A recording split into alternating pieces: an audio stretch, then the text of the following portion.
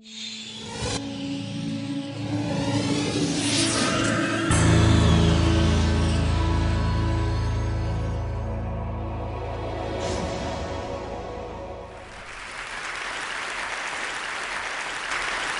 I'm going to talk about work, specifically why people can't seem to get work done at work, which is a problem we all kind of have. But let's sort of start at the beginning. So we have companies and nonprofits and charities and all these groups that have employees or volunteers of some sort. And they expect these people who work for them to do great work. I would hope, at least good work. Hopefully, at least it's good work. Hopefully great work. And so what they typically do is they decide that all these people need to come together in one place to do that work. So a company or a charity or an organization of any kind, they typically, unless you're working in Africa, if you're really lucky to do that, but most people have to go to an office every day. And so these companies, they build offices. They go out and they buy a building, or they rent a building, or they lease some space, and they fill this space with stuff. They fill it with tables or desks, chairs, computer equipment, software, internet access, maybe a fridge, maybe a few other things. And they expect their employees or their volunteers to come to that location every day to do great work. It seems like it's perfectly reasonable to ask that. However, if you actually talk to people and even question yourself, and you ask yourself, where do you really want to go when you really need to get something done? You'll find out that people don't say what businesses think they would say. If you ask people the question, where do you really need to go when you need to get something done, you typically get three different kinds of answers. One is kind of a place or a location or a room. Another one is a moving object. And a third is a time. So here's some examples. When I ask people, and I've been asking people this question for about 10 years, I ask them, where do you go when you really need to get something done? I'll hear things like the porch, the deck, the kitchen. I'll hear things like an extra room in the house, the basement, the coffee shop, the library. And then you'll hear things like the train, a plane, a car, so the commute. And then you'll hear people say, well, it doesn't really matter where I am as long as it's really early in the morning or really late at night or on the weekends. You almost never hear someone say the office. But businesses are spending all this money on this place called the office, and they're making people go to it all the time, yet people don't do work in the office. What is that about? Like, why is that? Why is that happening? And what you find out is if you dig a little bit deeper, you find out that this is what happens. People go to work, and they're basically trading in their workday for a series of work moments. That's what happens at the office. You don't have a work day anymore. You have work moments. It's like the front door of the office is like a Cuisinart. And you walk in, and your day is shredded to bits. Because you have 15 minutes here, and 30 minutes there, and then something else happens, and you're pulled off your work, and you got to do something else, and you have 20 minutes, then it's lunch. Then you have something else to do, and then you got 15 minutes, and someone pulls you aside and asks you this question, and before you know it, it's 5 p.m., right? And you look back on your day, and you realize that you didn't get anything done, right? I mean, we've all been through this. We probably went through it yesterday, or the day before that. You look back on your day, and you're like, I got nothing done today. I was at work. I sat at my desk. I used my expensive computer. I used the software they told me to use. I went to these meetings I was asked to go to. I did these conference calls. I did all this stuff, but I didn't actually do anything. I just did tasks. I didn't actually get meaningful work done. And what you find is that, especially with creative people, designers, programmers, writers, engineers, thinkers, that people really need long stretches of uninterrupted time to get something done. You cannot ask somebody to be creative in 15 minutes and really think about a problem. You might have a quick idea, but to be in deep thought about a problem and really consider a problem carefully, you need long stretches of uninterrupted time. And even though the workday is typically 8 hours, how many people here have ever had 8 hours to themselves at the office? How about 7 hours? 6? 5? 4? When's the last time you had 3 hours to yourself at the office? 2 hours? 1 maybe? Very, very few people actually have long stretches of uninterrupted time at an office. And this is why people choose to do work at home, or they might go to the office, but they might go to the office really early in the day. or late at night when no one's around, or they stick around whenever after everyone's left, or they go in on the weekends, or they get work done on the plane, or they get work done in the car or in the train because there are no distractions. Now, there are different kinds of distractions, but there aren't the really bad kind of distractions, which I'll talk about in just a minute. And this sort of whole phenomenon of having like short bursts of time to get things done reminds me of another thing that doesn't work when you're interrupted, and that is sleep. I think that sleep and work are very closely related. And it's not just that you can work while you're sleeping and you can sleep while you're working. That's not really what I mean. I'm talking specifically about the fact that sleep and work are phase-based or stage-based events. So sleep is about sleep phases or stages. Some people call them different things. There's 5 of them. And in order to get to the really deep ones, the really meaningful ones, you have to go through the early ones.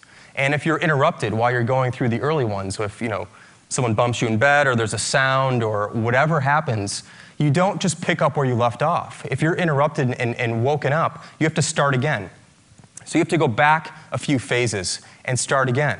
And what ends up happening, sometimes you might have days like this where you wake up at 8 in the morning or 7 in the morning or whenever you get up and you're like, man, I didn't really sleep very well.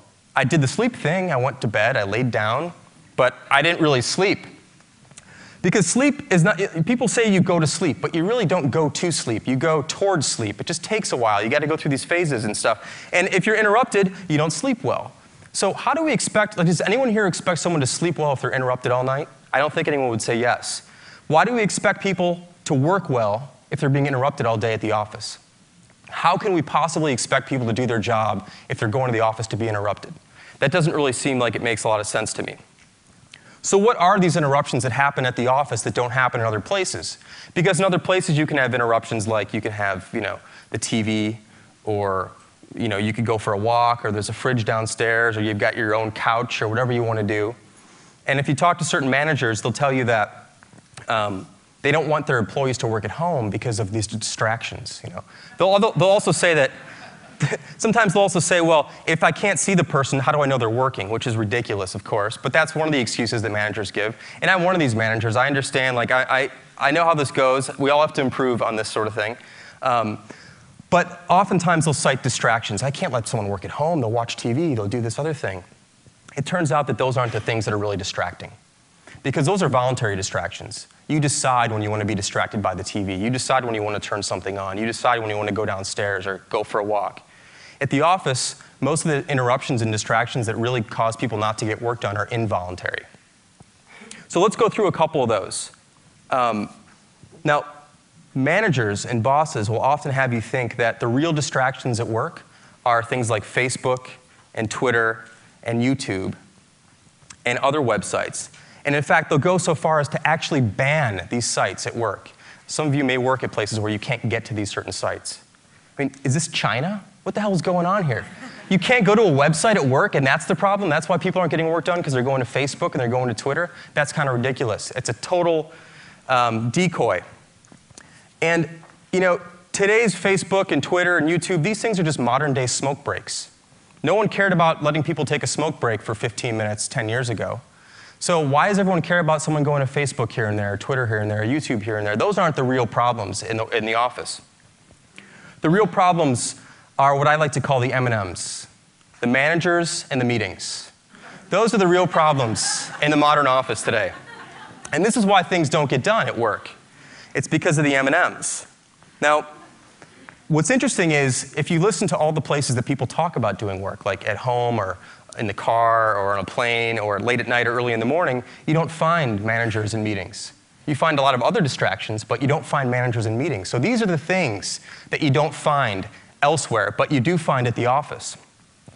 And managers are basically people whose job it is to interrupt people. That's pretty much what managers are for. They're for interrupting people. They don't really do the work, so they have to make sure everyone else is doing the work, which is an interruption. And we have a lot of managers in the world now, and there's a lot of people in the world now, and there's a lot of interruptions in the world now because of these managers. They have to check in, hey, how's it going? Show me what's up, this sort of thing. And they keep interrupting you at the wrong time. While you're trying to actually do something that they're paying you to do, they tend to interrupt you. That's kind of bad. But what's even worse is the thing that managers do most of all, which is call meetings. And meetings are just toxic, terrible, poisonous things during the day at work. We all know this to be true. And you would never see a spontaneous meeting called by employees. It doesn't work that way. It's like the manager calls the meeting, so the employees can all come together. And it's an incredibly disruptive thing to do to people, is to say, hey, look, we're going to bring 10 people together right now and have a meeting. I don't care what you're doing. Just you got to stop doing what you're doing so you can have this meeting. I mean, what are the chances that all 10 people are ready to stop? What if they're thinking about something important? What if they're doing important work? All of a sudden, you're telling them they have to stop doing that to do something else. So they go into a meeting room, they get together, and they talk about stuff that doesn't really matter, usually, because meetings aren't work. Meetings are places to go talk about things you're supposed to be doing later. But meetings also procreate. So one meeting tends to lead to another meeting and tends to lead to another meeting. There's often too many people in the meetings, and they're very, very expensive to the organization. Companies often think of a 1-hour meeting as a 1-hour meeting, but that's not true unless there's only one person in that meeting. If there are 10 people in the meeting, it's a 10-hour meeting. It's not a 1-hour meeting. It's 10 hours of productivity taken from the rest of the organization to have this one 1-hour meeting, which probably should have been handled by 2 or 3 people talking for a few minutes. But instead, there's a long scheduled meeting because meetings are scheduled the way software works, which is in like increments of 15 minutes or 30 minutes or an hour. You don't schedule an 8-hour meeting with Outlook. You can't. I don't even know if you can. You go 15 minutes or 30 minutes or 45 minutes or an hour. And so we tend to fill these times up when things should really go really quickly. So meetings and managers are 2 major problems in businesses today, especially in offices. These things don't exist outside of the office. So I have some suggestions to kind of remedy the situation. What can managers do, enlightened managers, hopefully, what can they do to make the office a better place for people to work? So it's not the last resort, but it's the first resort. It's that people start to say, when I really want to get stuff done, I go to the office. Because the offices are well equipped. Everything should be there for them to do their work, but they don't want to go there right now. So how do we change that? I have 3 suggestions I'll share with you guys. I have about 3 minutes, so that'll fit perfectly. We've all heard of like, the casual Friday thing. I don't know if people still do that, but how about no talk Thursdays? How about pick just one Thursday once a month and cut that day in half and just say the afternoon. I'll make it really easy for you. So just the afternoon, one Thursday, the first Thursday of the month, just the afternoon, nobody in the office can talk to each other. Just silence. That's it. And what you'll find is that a tremendous amount of work actually gets done when no one talks to each other. This is when people actually get stuff done, is when no one's bothering them and no one's interrupting them. And you can give someone, like giving someone 4 hours of uninterrupted time is the best gift you can give anybody at work. It's better than a computer, it's better than a new monitor, it's better than new software, whatever people typically use. Giving them 4 hours of quiet time at the office is going to be incredibly valuable. And if you try that, I think you'll find that you agree, and maybe hopefully you can do it more often. So maybe it's every other week, or every week, once a week, afternoons no one can talk to each other. That's something that you'll find will really, really work. Another thing you can try is switching from active communication and collaboration, which is like face-to-face stuff, tapping people on the shoulder, saying hi to them, having meetings, and replace that with more passive models of communication, using things like email and instant messaging, or collaboration products, things like that. Now, some people might say email is really distracting, and IM is really distracting, and these other things are really distracting, but they're distracting at a time of your own choice and your own choosing. You can quit the email app. You can't quit your boss. You can quit IM. You can't hide your manager, right? You can put these things away, and then you can be interrupted on your own schedule, at your own time, when you're available, when you're ready to go again, because work, like sleep, happens in phases. So you're going to be kind of going up and doing some work, and then you're going to come down from that work, and then maybe it's time to check that email, check that IM. And there are very, very few things that are that urgent that need to happen and need to be answered right this second. So if you're a manager, start encouraging people to use more things like IM and email and other things that someone else can put away and they can get back to you on their own schedule. And the last suggestion I have is that if you do have a meeting coming up, if you have the power, just cancel it. Just cancel that next meeting. Today's Friday, so Monday, usually people have meetings on Monday, just don't have it. Now, I don't mean like move it. I mean just erase it from memory, it's gone, and you'll find out that everything will be just fine. Like all these discussions and decisions you thought you had to make at this one time at 9 a.m. on Monday, just forget about them and things will be just fine. People have a more open morning, they can actually think, and you'll find out that maybe all these things you thought you had to do, you don't actually have to do. So those are just 3 quick suggestions I wanted to give you guys to think about this. And I hope that some of these ideas were at least provocative enough for managers and bosses and business owners and organizers and people who are in charge of other people to think about laying off a little bit and giving people some more time to get some work done. And I think it'll all pay off in the end. So thanks for listening.